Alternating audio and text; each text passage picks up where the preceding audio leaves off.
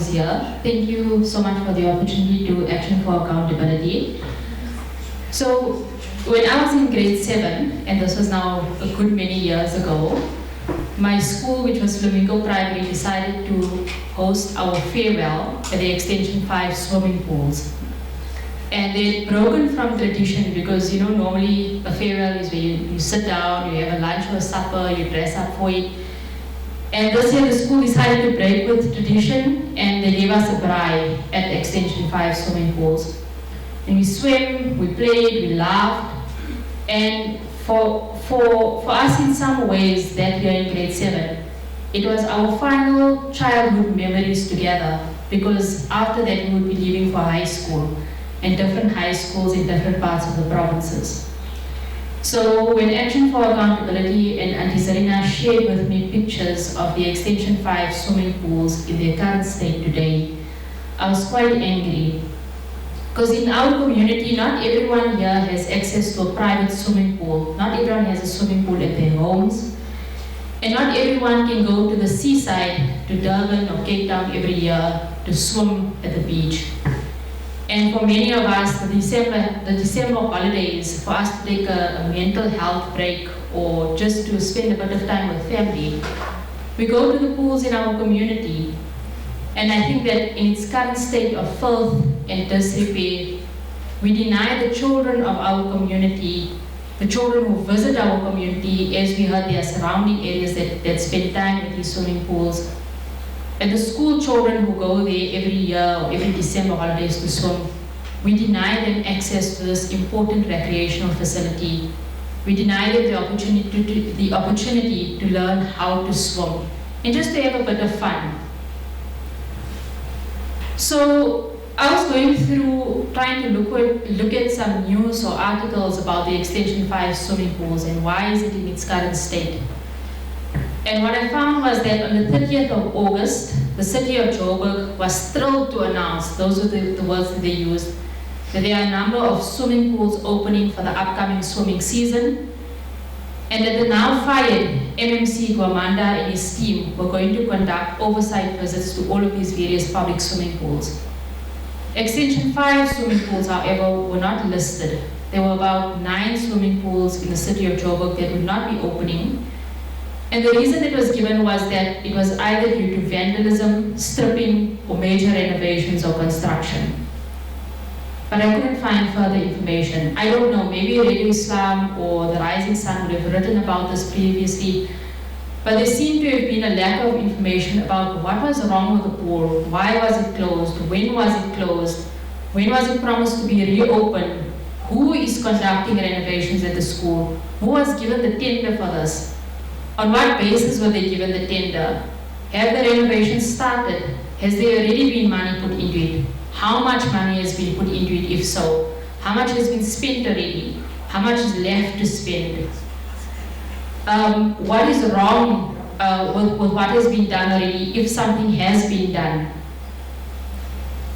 And when is all of this going to be complete? And the ultimate question is, when are we going to have our pool back?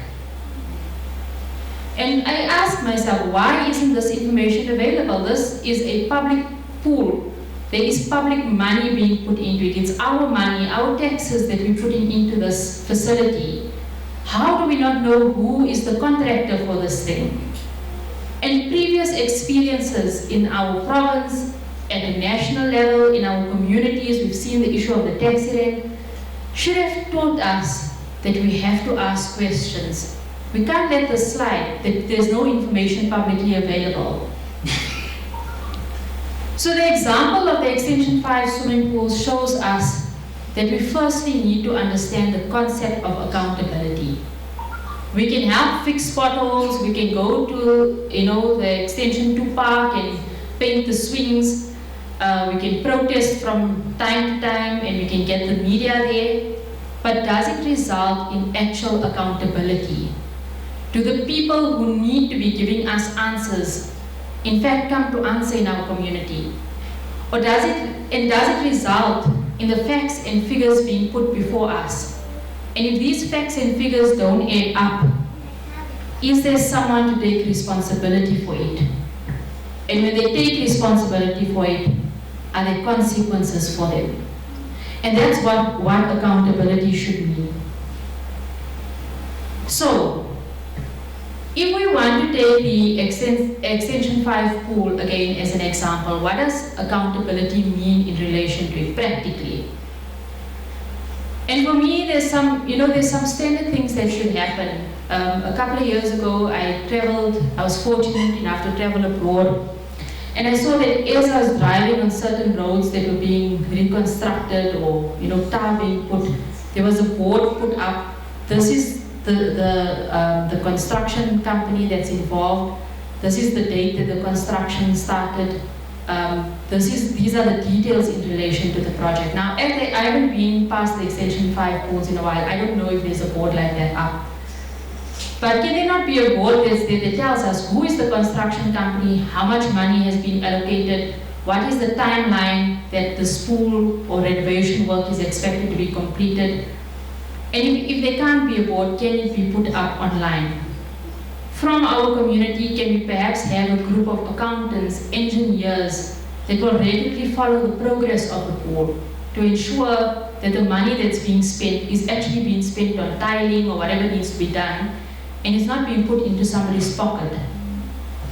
And can the person responsible for this project, both those within the city, in government or officials, and the contractors, come and share regular information with the community? Can the community not host a session like this every 3 months to hold them to account? And should we not be asking the new MMC to come to Indonesia and account? When will this pool be reopened? What we've learned over the last 15 to 20 years in South Africa is that accountability and good governance can't be taken for granted. We can't take these matters of democracy for granted. We've seen how there's corruption at every level of society, at the national level, at Eskom, at PRASA. That's why our trains are in such a state. We've seen it at the provincial level. If you look at Tembisa Hospital, Tembisa Hospital was where this Babita Diokaran uncovered 850 million rand of questionable tenders. And now the SIU is telling us that they've dug deeper and they're finding that the questionable tenders amount to 3 billion rand. This is from a hospital. It's not from some random project that's taking place. It was at this hospital where 500,000 rand was put down in their ledger books for skinny jeans. Where do you find a hospital procuring skinny jeans, right? So that's at the provincial level. And at a localized level, we're seeing corruption beginning to seep in as well. So as the news tightens at a national level and our media focuses on what's taking place at Eskom and who's getting coal tenders, all of those crooks from there, where are they turning their eyes to? Where are the new feeding troughs for people to come and loot? And it's at a community level. And as we're going towards 2026, we know that political parties are going to be vying for different positions. As a community, and I know there are a lot of political parties here, and that's fine, it has its place in terms of democracy, oversight, governance, but can we not be coming together as a community and saying that irrespective of which political party we're from, the Extension 5 pool is a priority. It must be sorted out collectively. Because all of us here would like to swim. We would all like our children and our nephews and nieces to be able to swim. So it's a common goal for all of us. When it comes to accountability and governance, we must understand that exercising accountability results in better governance because we keep people on their toes, people who need to be delivering services in our community. And when they are kept on their toes, that results in better services for us. And therefore it becomes incumbent on all of us to develop better accountability mechanisms. So I'd like to give a practical suggestion. From the 3rd to the 10th of December this year, and I know it's a busy time, we're tired, but the 9th of December annually across the globe is marked as Anti-Corruption Day. Can we not dedicate one day of that week to highlighting a particular issue in Indonesia and surrounding areas when it comes to tackling corruption, state capture? And even if there's no confirmed corruption at a particular site, can we at least exercise accountability during that week? Our theme for this year is connect the dots, confront the state capture, fight back. And I'll explain that theme. You know, Praveen Gordhan was one of the ministers who at the national level in previous years had exposed some corruption. And his call at that time to people was connect the dots, see what's happening here, look at what's happening there, look at who's involved in this place, look at who's involved in that place. And then it begins to paint a picture of what's happening in relation to corruption in the country. Can we not begin to connect the dots at a local level? Figure out who are the contractors, who's getting money out of certain projects, why are they involved here, why are they involved there? So we connect the dots and we begin to actively confront corruption and state capture in our communities. So I want to just show this. This is what we did at Tembisa Hospital a few days ago.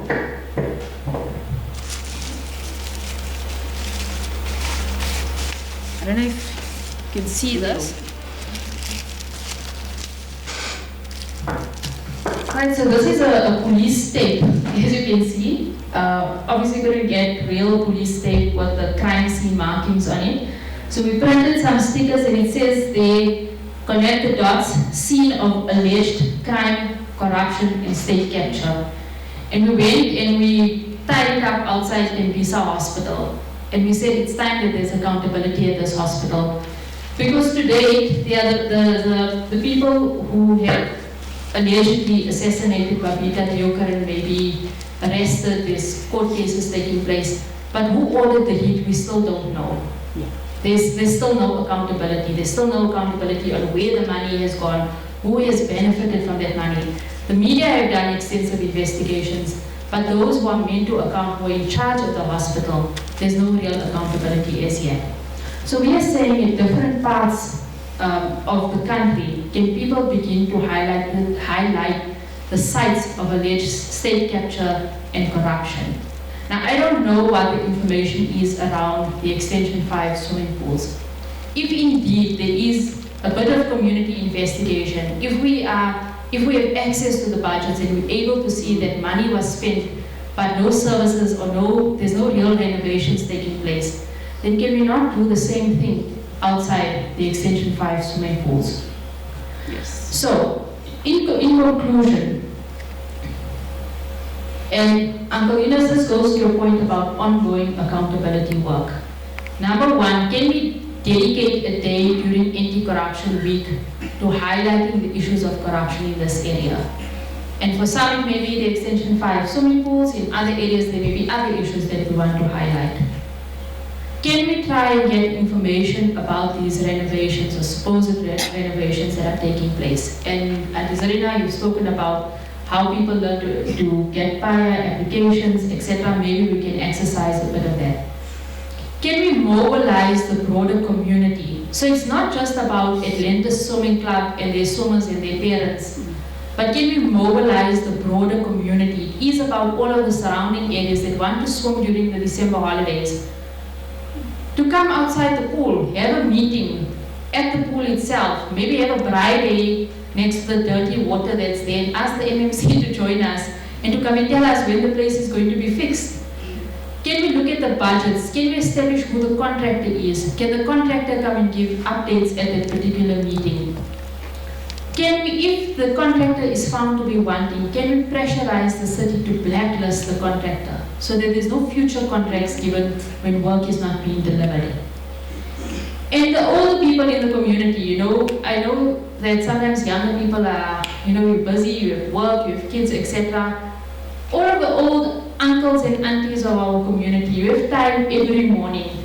Can you come out, maybe in your swimming costume, to the Extension 5 swimming pool every morning? Extension 2. In the Extension, well, I don't know, my nephew has been going recently to Extension 2 swimming pools, but if it is closed and if the Extension 10 pools are closed, come out every morning, stand outside the swimming pool in your swimming costume and say, we're waiting to swim. When is the MMC, when are the contractors going to come and sort out this problem? We want to swim in our community. We don't want our facilities here to be, remember there was that stadium earlier in the year, 2 years ago, I think it was in the Eastern Cape, where millions of rands were put into the stadium, And there was just like a random goal post in dry grass that was there. We don't want our pools to be that situation. So accountability work starts here. Yes, national focus is great, but it starts in our community. And once we master the art of accountability work here, if we're able to win a victory, and I know victories are difficult, but if we're able to win a victory at our pools in this community, Extension 5, Extension 10, Extension 2 swimming pool, then we're able to replicate this example. We're able to go to a different community and say, look, in your community, this library has been shut down, like the Lehigh Library, for example, that was shut down, now it's open. We're able to go to another place and say, this is how you do accountability work. And if we are able to get the pool open in the next year, for example, what can we reconvene and see what further methods do we want to use to ensure that there is accountability? How do we sustain that accountability on an ongoing basis? So ultimately, accountability, governance, and services, there's a triangle there. Governance, accountability, and services. When all three of them fit together, then we are able to see the tangible results of democracy. We're able to see democracy being delivered. We're able to see our streetlights fixed. We're able to see our pools being fixed. And in this particular scenario, the ultimate gain of that is to see children from our communities swimming in Indonesia. Thank you.